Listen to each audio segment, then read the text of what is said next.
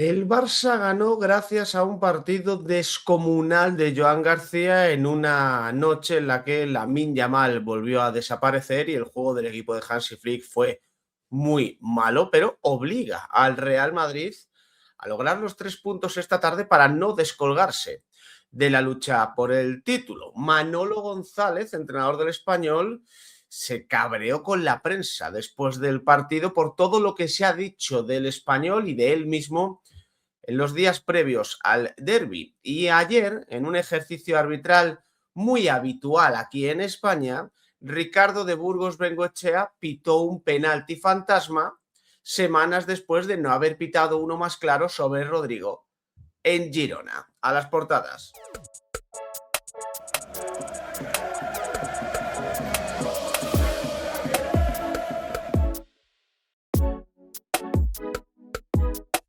¿Qué tal, familia? ¿Cómo estáis? Domingo 4 de enero del año 2026. Hoy debería ser un día feliz porque vuelve el Real Madrid, porque ya después de 2 semanas tenemos aquí a nuestro equipo. Además es un partidazo, un Real Madrid-Betis, en el Bernabéu, tal. Pero claro, después de cómo fue 2025, de cómo acabó 2025, de las malas sensaciones en el Bernabéu, de los pitos en el Bernabéu, de todo lo que se ha hablado durante las últimas 2 semanas, a ver, yo debo reconocer que un poquito de picantote tengo en el cuerpo porque el Madrid es una droga, no lo puedo evitar, es un equipo con el que puedo estar enfadado mucho tiempo, pero luego llega el partido y digo, hostia, pues quiero verlo, ¿no? Y por cierto, recuerdo que esta noche Pizarra, no lo olvidéis, a las 10:30 de la noche, Pizarra en directo, pase lo que pase en el partido, porque mañana es la noche de Reyes, y claro, la noche de Reyes, los que somos papis, sobre todo, tenemos que estar ahí atentos a lo que pueda pasar aquí en casa. Por cierto, quería detenerme un momentito, me lo vais a permitir, supongo, para mandarle un mensaje a todos los venezolanos que siguen el canal, porque, bueno, ayer ya lo hemos visto, fue una noticia que recorrió el mundo entero en pocos minutos. Estados Unidos detuvo a Maduro y, bueno, que generó un impacto global pues pocas veces visto, ¿no?, anteriormente. Y yo pregunté en mi cuenta principal de Instagram, digo principal porque luego tengo otra basada en libros y tal, que se llama La Quilloteca, etcétera. Bueno, pregunté y me contestaron muchos venezolanos, por suerte. Luego estuve hablando con Freddy, con César, viendo qué tal estaba su mujer, su familia, etcétera. Gente que conozco de Venezuela, muchos en el canal, y están contentos. Están contentos. Ahora vais a entender por qué digo esto. Están contentos, están esperanzados, ven un poco la luz al final del túnel, saben que ahora viene un proceso que todavía está por ver cómo se va a desarrollar y que va a ser un proceso que a lo mejor tiene momentos duros, pero ellos están felices porque salen o están a punto de salir de una etapa que les ha hecho mucho daño, que algunos llevan años sin poder ver a su familia, etcétera, etcétera. Lo digo porque ayer, sobre todo en España, tuve tertulias políticas ayer y a mí se me caía el alma a los pies. Me puse a ver una tertulia política por la noche, a eso de las 11 y pico de la noche, en La Sexta, y de verdad sentí mucha vergüenza ajena, porque hay gente en España con traje y corbata, despreocupados de lo que pasa fuera de su casa, diciéndole a los venezolanos qué es lo mejor y qué es lo peor y cómo se tienen que sentir y cómo no se tienen que sentir. Yo vivo muy lejos de Venezuela, muy lejos. Yo no sé lo que es mejor para Venezuela, cómo tiene que ser la transición, cómo tiene que llegar. No tengo ni idea, yo no puedo opinar en ese sentido. De hecho, es una de las cosas, creo que es muy sano entender que hay momentos en los que no puedes opinar, porque te faltan herramientas. No se puede opinar de todo en la vida, no se puede opinar de todo. Pero me da mucha vergüenza ajena que haya gente utilizando la política para decirle a los venezolanos cómo se tienen que sentir y cómo no. Yo me quedo con lo que recibí de los venezolanos en mi cuenta de Instagram, por WhatsApp y tal, que estoy seguro de que yo recibí muchísimos más mensajes de venezolanos que todos aquellos que se pusieron ayer en una tertulia política a hacer gilipollas. Y me quedo con que al menos durante unas horas tuvieron esa sensación, no sé si de libertad, pero sí de paz interior, de calma esperada y ansiada y de felicidad, que no sé si será efímera o no, pero han salido o están saliendo o saldrán de una etapa que ha sido muy complicada para ellos. No habléis en boca de los venezolanos. No habléis en nombre de los venezolanos. Dejad que Venezuela se exprese libremente y que ellos digan cómo se sienten, tanto los que se sienten mejor como los que se sienten peor, los que se sienten eufóricos, los que se sienten un poquito más comedidos, pero que hablen ellos, que no hable un politólogo o un experto en política o un tertuliano random desde su sillón de una televisión española creyéndose que él sabe más de Venezuela que los que viven en Venezuela. Así que desde aquí repito mi cariño, mi abrazo más sincero, que sois muchos, muchísimos los venezolanos que venís a este canal, que me habéis brindado apoyo, cariño desde hace mucho tiempo y que ojalá todo esto que está pasando acabe bien para vosotros y el día de mañana podáis mirar a estas fechas con una sonrisa porque todo cambió. Yo es lo único que deseo. Que el día de mañana yo me encuentre a un venezolano por la calle y me diga, Quillo, somos felices. Es lo único que deseo. Lo demás, el barro de la política, el intentar hacer aquí un House of Cards barato, se lo dejo a los que van a La Sexta, a los que van a tertulias de no sé dónde, a esos se lo dejo. A mí me preocupa el pueblo de Venezuela. No me preocupa tener razón con una ideología política absurda que aquí no tiene nada que ver, porque lo que viven en Venezuela no es ni parecido a lo que se vive, evidentemente, en España. Y quería, perdonadme, no tiene que ver con política, era un mensaje para los venezolanos, ya lo sabéis que yo aquí no me voy a meter en terrenos políticos, pero hoy entenderéis que después de un día histórico como el de ayer, me apetecía mandar un mensaje porque hay mucho venezolano en el canal. Quería empezar el análisis de portadas con esto, que es algo que yo he comentado mucho en el canal. A mí lo que me preocupa en el arbitraje, aparte de la corrupción, evidentemente, es la doble vara de medir. El cómo te pitan una cosa o cómo no te la pitan, y en otros partidos sí que la pitan o no la pitan. Y ayer le tocó pues a un amigo íntimo del Real Madrid, Ricardo de Burgos Bengoechea. Pitó un penalti fantasma sobre Borja Iglesias tras no señalar uno clarísimo a Rodrigo en Gerona. De Burgos pitó este sábado un penalti en el Celta Valencia por un contacto muy leve y en la jornada 14 pasó de pitar un penalti sobre Rodrigo en Gerona mucho más claro. Uno de esos días en los que tú te cabreas porque el equipo no juega nada, porque el equipo hace un mal partido, pero que aún así te escamotean un penalti y te quedas con cara de tonto, que a mí no me supone ningún esfuerzo porque yo la cara de tonto la traía de serie. Pero volvemos a lo de siempre. O sea, hay un penalti claro sobre Rodrigo, no lo pita, y el mismo árbitro, que es lo llamativo, ¿no? El mismo árbitro sí pita uno más leve sobre Borja Iglesias, que si tú ves la repetición de ese Celta Valencia, de esa jugada, es penaltito. Bueno, tampoco vamos a polemizar. ¿Se puede pitar? Se puede pitar, sobre todo si pitas el de Rodrigo Goes. Pero claro, ¿veis a lo que me refiero, no? Es decir, es el mismo árbitro. A mí no me contéis la milonga de es que el criterio arbitral. No, no, el criterio del mismo individuo. El criterio del mismo individuo es no pitar un penalti a Rodrigo, claro, y sí pitar un penalti a Borja Iglesias, que repito, se puede pitar, pero que en otras ocasiones, con un contacto mucho mayor, no se pitó. Por cierto, hablando de arbitraje, ayer en la anomalía estadística número 1 de esta temporada, que la comentamos muchas veces Petrelli y yo lo digo, en la pizarra, 10 faltas del Español, 2 tarjetas amarillas, 14 faltas del Barcelona, 0 tarjetas amarillas. Portadas de la prensa catalana. Mundo deportivo. Imparables. El Barça doblegó a un gran español y afirmó su liderato con un trabajado, noveno triunfo consecutivo. Un enorme Joan García bloqueó el derbi antes de los goles de Olmo y Lewandowski, servidos por Fermín.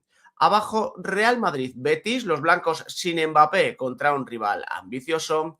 Por la noche, Real Sociedad Atlético de Madrid. Los rojiblancos se examinan ante una Real muy necesitada.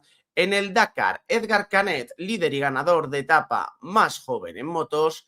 Y ya por último, hoy hay clásico en baloncesto a las 12:30 del mediodía. Real Madrid-Barça, los de Pascual, a parar su mala racha en el clásico. Y en el Diario Sport, Super Joan. El meta catalán fue el gran protagonista del derbi. Respondió de forma brillante a los abucheos de la grada. El español dispuso de muchas ocasiones, pero se topó con Joan García y luego Olmo y Lewandowski sellaron el triunfo blaugrana. Abajo, el Real Madrid, presionado y sin Mbappé. En el Dakar, victoria y liderato para Edgar Canet en la etapa prólogo. Y en la Liga de Baloncesto, el Barça a acabar con la maldición. Hay clásico a las 12:30. Hay que decir una cosa y se puede decir con total libertad y sin que te tachen como un auténtico zumbao. El Barça no juega mucho mejor que el Real Madrid al fútbol. Ya está, ya lo he dicho. Lo que pasa es que el Madrid juega tan mal que nos duele. Ese es el problema. Pero tú te pones el Real Madrid-Sevilla, que dijimos de todo sobre el juego del equipo.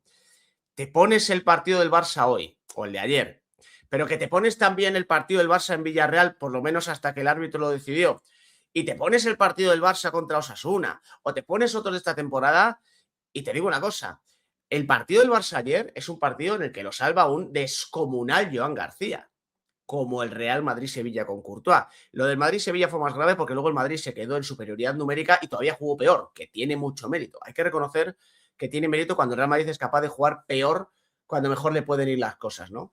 Pero a mí lo que me da rabia, y lo comentaba ayer sobre todo en el grupo de miembros de Telegram, es que el Barça nos va a ganar esta liga jugando, pues te diría que casi peor en muchas ocasiones que el Real Madrid. ¿Qué pasa?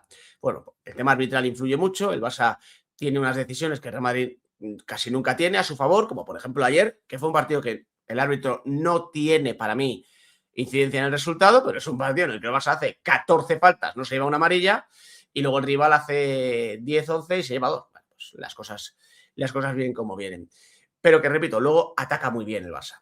Ayer es verdad que le cuesta mucho, pero en la mayoría de partidos es un equipo que es tan ofensivo, carga tanto el área y va tan suicida, entre comillas, en muchos momentos que al final genera volumen de ocasiones. El Real Madrid, hay días que sí que genera, hay otros días que genera mucho menos, pero le está penalizando el depender tanto de Kylian Mbappé en este sentido.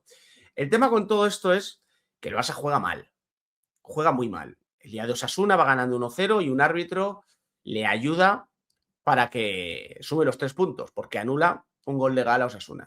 El día del Villarreal está recibiendo un baño brutal durante la primera media hora, que podían haber llegado al minuto 30 con 3-0 en el marcador sin ningún tipo de problema además, y llega un árbitro y expulsa a un futbolista, a Renato Veiga del Villarreal, para que el Barça no tenga problemas. Pero es que ayer, si tú te fijas, además es que yo ya estaba tan escandalizado con el partido de ayer que decidí hacer una captura en el minuto 70 de partido. La tenéis ya en pantalla.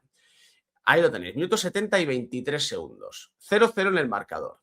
Mira que el Barça tenía la posesión. Bueno, pues en el tema de los expected goals, estamos hablando de casi el triple a favor del Español. 1,48 goles esperados por 0,55 del Barça. El doble de ocasiones claras del Español, 4-2. Más del doble de disparos del Español, 13-6. Y en paradas del portero, el portero español hizo 2. Joan García en ese momento llevaba 5 y todavía hizo alguna más. Claro, con este nivel, con este volumen estadístico, lo normal es ganar el partido. El problema es que falles ocasiones como esta. Esto no se puede fallar. Esta, que fue antes del minuto 70, que fue a la hora de juego, esto no lo puede fallar nunca. No te digo un equipo de primera división, te digo un equipo profesional. Tienes 1000 opciones.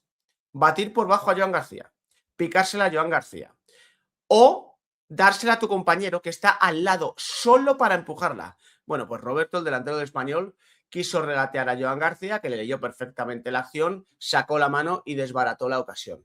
Ayer el Español tenía que haber ganado 3-0 fácil el partido, pero se topó con un Joan García brutal, descomunal. Ya sabéis que yo tengo una gran opinión sobre este chico. Hay una parada en la primera parte a un cabezazo de Pere Milla que te la hacen pocos porteros en el mundo. Uno de ellos es Joan García, Courtois lo doy por hecho tal, pero es una parada de reflejos tremenda. Pero luego hay más, hay alguna abajo, tal, hay una parada académicamente perfecta, como el primer mano a mano que tuvo Roberto, que lo tiró un poquito al muñeco, tal, pero el Barça gana por el portero. Ya está. No hay más, no hay que darle más vueltas, no es un ejercicio de supervivencia, no es lo tal. O sea, si el madridismo, y aquí me pongo yo el primero, criticamos el juego del equipo cuando gana, como el día del Sevilla, que vienes aquí cabreado a decir que mal hemos jugado al fútbol tal, en vez de ensalzar la figura de Courtois, hay que mantener este discurso con el Barça. Aquí no es un ejercicio de supervivencia, no es un ejercicio de tal, no, el Barça ayer gana porque tiene un portero que lo para todo. Ya está, no hay que buscarle más. El Barça juega mal, la Miña Mal está haciendo una temporada tétrica, ayer apenas mete un par de pases buenos y no hace más en todo el partido, Ferran Torres no se entera de la película, Fermín sí que luego en la segunda parte es el que acelera un poco el juego del equipo, pero Pedri entra y tampoco. O sea, el equipo juega muy mal al fútbol, le salva el portero. ¿Qué pasa? Que como el Barça es líder y de momento, al menos hasta esta tarde, le saca 7 puntos al Real Madrid, pues haciendo un partido muy parecido a los que hace el Real Madrid, si gana, se habla de lo bueno que ha sucedido en ese partido y no de lo malo, por una cuestión de dinámicas. Porque vas a estar en una dinámica positiva en Liga, que no en Europa, y como es líder, pues todo lo que está pasando se tapa. El mal juego, el mal Lamine Yamal, la poca profundidad de plantilla, todo se tapa. El Real Madrid, el otro día ante el Sevilla, hace un partido horroroso, horroroso, lo salva Courtois, pero el Bernabéu acaba cabreado. Y el Bernabéu pita a Vinicius, y el Bernabéu pita al equipo, y el Bernabéu se enfada, y el Bernabéu no entiende cómo se puede jugar tan mal al fútbol. Pero en el Barcelona entienden cómo se puede jugar tan mal al fútbol porque de momento van líderes. El que sí que se enfadó ayer fue Manolo González, que dijo: espero que un medio de comunicación pida perdón por mentir y decir que yo calenté el derbi, que pidan disculpas y nunca más me llamen para una entrevista porque no se la daré. Os pondría el vídeo, pero está en catalán porque la pregunta fue en catalán y la respuesta fue en catalán y no ibais a entender la mayor parte de la respuesta. Es que esa es otra. Aquí se ha satanizado al español en este país, bueno, en Cataluña, básicamente. Poco menos que iba al matadero el Barça. ¿Qué se piensan en Barcelona? ¿Que todo es el Camp Nou o el Metropolitano? No. Ayer fue un comportamiento perfecto, lo que se esperaba de la afición del español. Hubo una gran pitada cada vez que Joan García tocaba el balón y hasta ahí. No hubo más. No hubo alguna cosa lanzaron, por desgracia, evidentemente, hay que decirlo, eso tiene que erradicarse, aunque sea una bola de papel. O sea, no se tiene que lanzar cosas al campo. Pero no fue lo del Camp Nou contra Figo, ni lo del Metropolitano contra Courtois o contra Vinicius. Lo que pasa es que aquí, poco menos que, bueno, que el Barcelona tenía que salir escoltados al campo.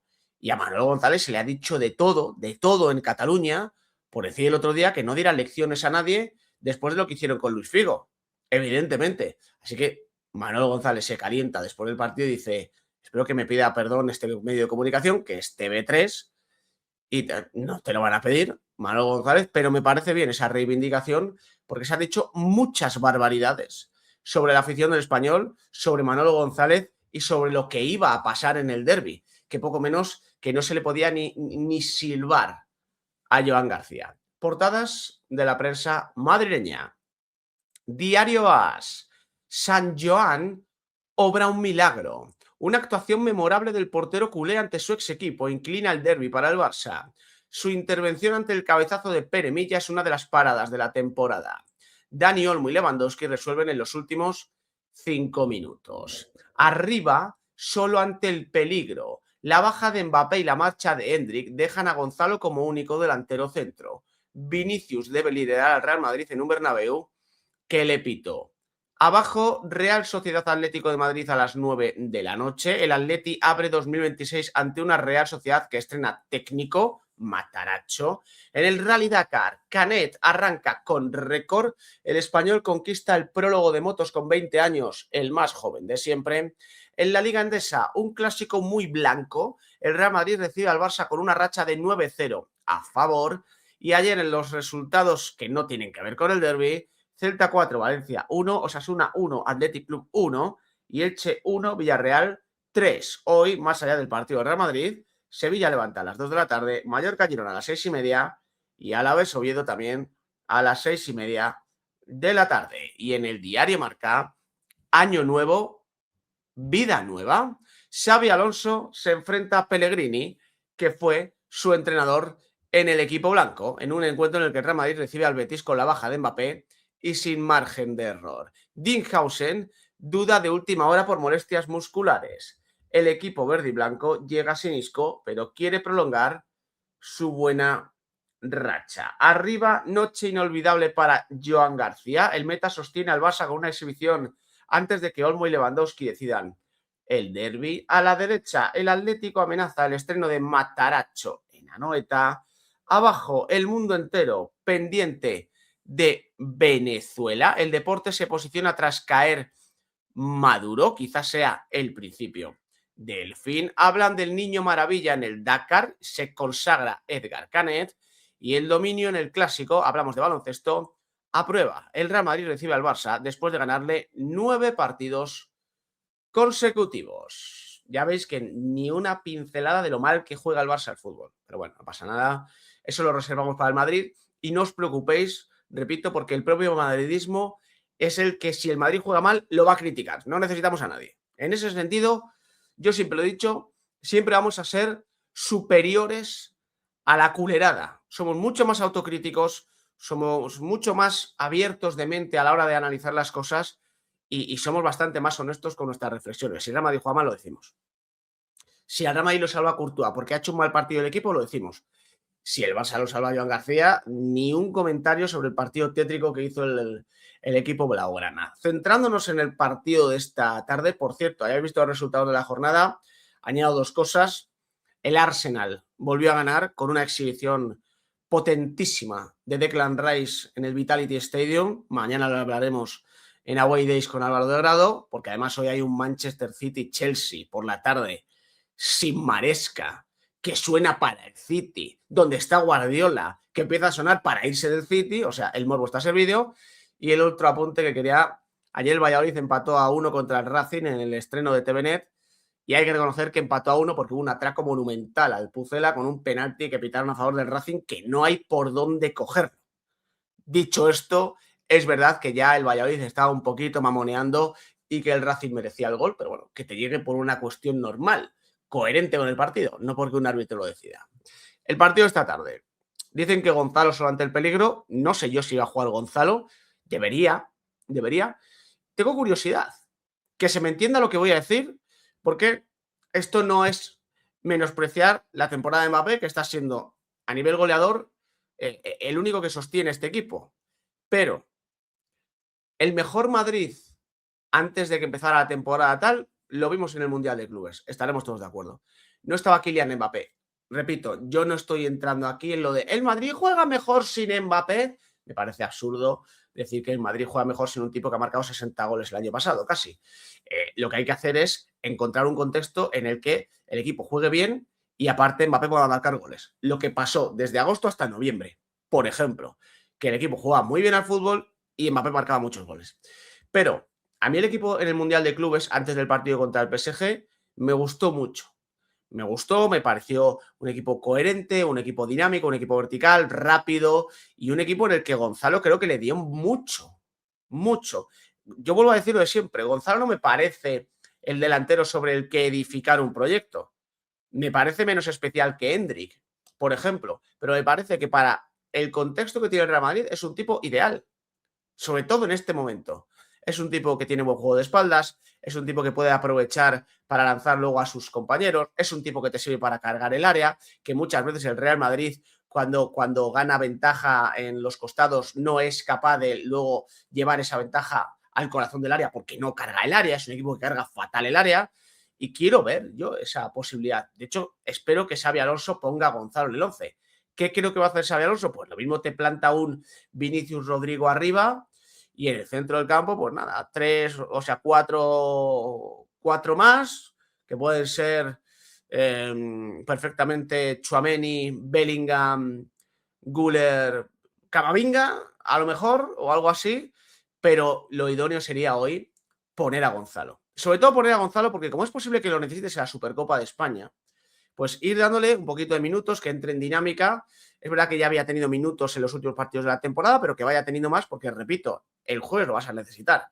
Yo no creo que Mbappé llegue para el partido el jueves. Si acaso y con suerte llegaría para el partido contra el Barcelona, si es que eliminas al Atlético de Madrid, que habría que verlo. Pero esta tarde, mejor dicho, a las 4:15, hay otro mini partido dentro de lo que es el Real Madrid-Betis y es el regreso de Vinicius. Busca su remontada, dice aquí David Álvarez en El País, en el Bernabéu. Con Mbappé lesionado, el brasileño regresa contra el Betis a su estadio, que lo despidió con pitos en el último partido del Real Madrid en 2025. El desplome del Real Madrid en los últimos meses del año pasado cabe entre dos sustituciones de Vinicius en el Bernabéu. El 26 de octubre se fue del Clásico en el minuto 71 con 2-1 y una estruendosa colección de aspavientos de queja hacia Xabi Alonso, que mantenía la mirada alejada del desplante. Menos de 2 meses más tarde, el 20 de diciembre, el brasileño salió del partido contra el Sevilla en el 82 con 1-0 y bajo una estruendosa pitada, mientras su entrenador le aplaudía desde la banda, donde le esperaba con un abrazo. Además del desfondamiento del equipo, estas dos escenas marcan también el desenamoramiento de la grada con el brasileño, a quien se había entregado incluso en sus inciertos comienzos, la época de las bromas y la desconfianza de Zidane. El estadio siempre le quiso hasta la última noche que estuvo allí. Vuelve esta tarde. El Real Madrid recibe al Sevilla en el Bernabéu, de donde el brasileño salió furioso en diciembre. En realidad recibe al Betis, pero bueno, se lo perdonamos. Después de la larga pitada, cambió su foto de perfil en Instagram, retiró la que tenía con la camiseta del Real Madrid y la sustituyó por una con Brasil. Vinicius maneja personalmente su cuenta, según fuentes de su entorno. Después del desplante de octubre a Xabi Alonso, con este otro a la afición, terminó el fútbol de un 2025 decepcionante. Sabemos que no ha sido un año bonito para nosotros. No tenemos dudas de que vamos a volver. Vamos a ganar otra vez, dijo Vini a la vuelta de sus vacaciones. Yo espero que el Bernabéu sea inteligente y yo espero que el Bernabéu hoy arrope a Vinicius y al resto. Arrope de entrada, quiero decir. Luego ya depende cómo vaya el partido, ya que la afición reaccione. Si se están dando un paseo por el campo, que piten. Si el jugador que sea, no Vinicius, el que sea, están dando y no quieren ni sudar, pues que el Bernabéu se lo haga notar. Pero que no empecemos ya con un ambiente un poco raro el año, porque luego esto se nos hace bola. Vamos a ver si pasamos página entre todos, la afición, los propios jugadores, a ver si han reseteado un poco la cabeza con estos días de descanso. Han tenido una semana entera de descanso, creo que les ha podido venir bien, porque ya estaba todo muy cargado en los últimos días del año. Y vamos a ver si hoy, yo qué sé, se ve otro Real Madrid, otro partido, otra dinámica, algo diferente. Puede ser, ¿no? Ha habido veces que después de las vacaciones navideñas siempre ha habido como que cambia el chip, tal. No suele ser lo habitual, también te digo, pero bueno, ¿por qué no, no? Hemos visto a este equipo jugar muy bien al fútbol esta misma temporada. Le hemos visto jugar muy mal desde noviembre hasta el último partido del año, muy mal, pero también hemos visto jugar muy bien en el Mundial de Clubes y en los primeros meses de la temporada. Así que, bueno, pues si queremos ser un poco optimistas, que todavía estamos en época navideña, vamos a pensar que rescatamos la parte buena de la temporada, no que ampliamos la parte mala, porque si ampliamos la parte mala van a pasar dos cosas. Uno, se te va la liga. Dos, Xabi Alonso a la calle. Y a mí, la verdad, sobre todo lo de Xabi Alonso, no lo vais a comprender muchos, no me apetece ninguna de las dos. Quiero que el Madrid siga vivo en liga y quiero que el proyecto de Xabi Alonso se mantenga en pie. Gracias por acompañarme. Nos vemos en la crónica del Real Madrid Betis.